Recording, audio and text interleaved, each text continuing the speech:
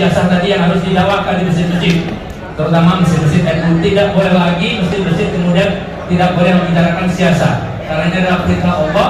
Salah satunya misalnya dicatat saja bapak-bapak yang lain di surat An-Nisa mulai dari ayat 138 sampai 147. Kemudian surat Al-Imran ayat 28 tidak boleh tabu. Sebab kita sudah terkooptasi dengan cara berpikirnya semua bakornya. Tidak boleh berbicara siasat di dalam masjid-masjid, tidak KM. Padahal ayat Al-Quran minimal ada 14 ayat. Saya tadi sudah sebutkan diantaranya surat Al-Imran 28, surat Al-Imran 118, surat At-Taubah ayat 23, dan surat-surat yang lain masih banyak. Baswedan itu sama sekali bukan hasil mobilisasi, bukan didikte oleh partai apapun, didikte oleh ormas apapun. Dan kecintaan mereka bukan gara-gara Pak Anies buat JIS, enggak. Bukan gara-gara Pak Anies buat Formula E, enggak.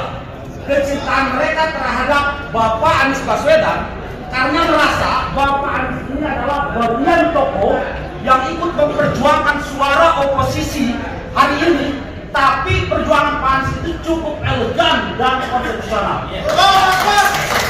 Sekali lagi, kesimpulannya bahwa oposisi semua kan front semua. Pak Anies itu kelihatannya oposisi tapi ngepren, nggak ngepron. Oke, silakan. Mengingatkan, jangan underestimate, jangan anggap remeh upaya-upaya yang sedang dilakukan untuk menjegal seseorang seperti Mas Anies. Bukan hanya spesifik Mas Anies, seseorang seperti Mas Anies. Menurut saya, dalam 2,5 bulan setelah Oktober itu pulang, jadi waktu yang cukup layak untuk melihat ke arah mana itu kira-kira upaya-upaya penjegalan itu akan berujung. Ya sekalipun masih akan terus lanjut. Dalam politik kita, batas aman seorang kandidat itu adalah pada saat namanya diajukan resmi. Itulah batas aman. Jadi kalau misalnya 19, 20 atau 21 Oktober tahun depan nama-nama sudah diajukan oleh partai, maka pada titik itu secara politik dan hukum yang bersangkutan aman. Jadi sebetulnya pertarungan dari bulan sekarang 16 Oktober sampai dengan kemudian nanti 19 Oktober tahun depan itu ada dua. Tantangan orang seperti Mas Anies itu 2T. 2T itu adalah bukan 2 triliun. Terima kasih. Tetapi tiketing dan tipikor.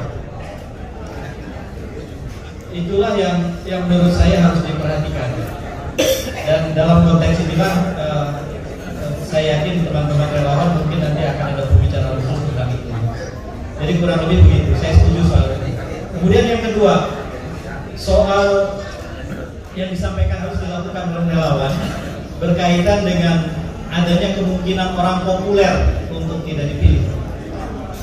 Ini penting, pertanyaan penting. Saya harus mulai dengan menceritakan keunikan jabatan Mas Anies. Di Indonesia itu ada 34 gubernur, tapi yang 34 itu kita bisa bedakan menjadi 3 jenis gubernur. Jenis pertama adalah gubernur Yogyakarta, jenis kedua adalah 32 gubernur yang lain, dan jenis ketiga adalah gubernur Jakarta. Gubernur Yogyakarta tidak dipilih dalam pilkada, tetapi semua bawahannya, bupati dan wali kota, dipilih lewat pilkada. Jadi dari sisi 3 ukuran yang Mas Sudirman Said tadi sampaikan, demokrasi, teknokrasi, meritokrasi, titik lemah gubernur Yogyakarta itu pada demokrasinya, karena tidak ada kaitan langsung antara pilihan pemilih di Yogyakarta dengan jabatan gubernurnya. Sementara bupatinya, wali kotanya dipilih langsung. 32 gubernur yang lain dipilih langsung oleh rakyat, tetapi juga bupati dan wali kota di bawahnya dipilih langsung juga oleh rakyat. Gubernur Jawa Barat dalam posisi seperti 31 gubernur yang lain dalam kelompok kedua ini punya kemampuan membuat polisi kebijakan yang utuh tetapi bisa jadi tidak punya keutuhan sebagai eksekutor. Karena Bupati Indramayu misalnya atau Bupati Karawang itu bisa saja melakukan intervensi atau intersepsi atau penghambatan dalam eksekusi kebijakan umum dari Jawa Barat. Itu konsekuensi dari gubernur dipilih langsung, bupati wali kota dipilih langsung. Nah yang ketiga ini adalah gubernur Jakarta. Gubernur Jakarta dipilih langsung oleh rakyat, tetapi wali kota dan bupati Kepulauan Seribu tidak dipilih oleh rakyat. Maka sebetulnya kelebihan gubernur Jakarta adalah dia menjadi wali kota besar atau bupati besar. Kemampuannya, otoritasnya untuk membuat kebijakan utuh dan otoritasnya untuk melakukan eksekusi utuh, karena tidak ada hambatan politik di bawah. Nah, kenapa saya menjawab dengan cara ini? Maka sampai saya pada jawaban itu. Tugas untuk mengusung atau menawarkan Anies Baswedan jauh lebih mudah dibandingkan dengan tugas untuk menawarkan kepala daerah lain di Indonesia atau menteri di Indonesia, dikarenakan adanya otoritas policy making, pembuatan kebijakan dan eksekusi yang utuh itu. Jadi yang disebut tagar cara DKI dengan menampilkan bagaimana Jakarta mengelola dirinya di bawah Anies Baswedan dengan cara yang unik, membangun untuk keadilan atau membangun berkeadilan, itu bisa menjadi tawaran yang penting yang ditawarkan oleh teman-teman. Kemudian yang kedua, kota Jakarta yang maju, itu adalah tawaran lain yang menurut saya bisa ditawarkan kemana-mana. Dan yang terakhir, warga Jakarta yang bahagia. Jadi ketika dulu jadi kandidat gubernur, tawaran Mas Anies adalah maju kotanya, bahagia warganya. Maka tiga hal itu, cara DKI, maju kota Jakarta, bahagia warga Jakarta, itu adalah isi dari popularitas Anies Baswedan. Popularitas yang kosong berbahaya. Nah, Anies Baswedan punya kesempatan untuk punya popularitas yang tidak kosong karena sebab itu.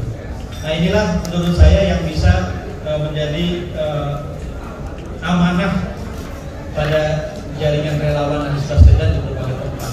Tampilkan Anies seperti itu. Jadi berkaitan dengan Anies Baswedan, kita tidak hanya bermain citra, tetapi juga bermain identitas dan bermain integritas. Maka ketika citra, identitas, dan integritas itu menyatu, popularitas yang meroket itu menjadi popularitas yang tidak kosong, yang ada isinya. Inilah yang harus dipastikan berkaitan dengan Mas Anies. Yang terakhir, soal silabus, saya kira lebih baik saya respon secara lebih rinci, detail, tidak dalam kesempatan yang terlalu luas seperti ini. Selain sekolah kebangsaan, diperlukan juga untuk menggait pemilih milenial kegiatan-kegiatan yang lain. Sekolah kebangsaan itu berkaitan dengan hulu yang harus diisi pada milenial.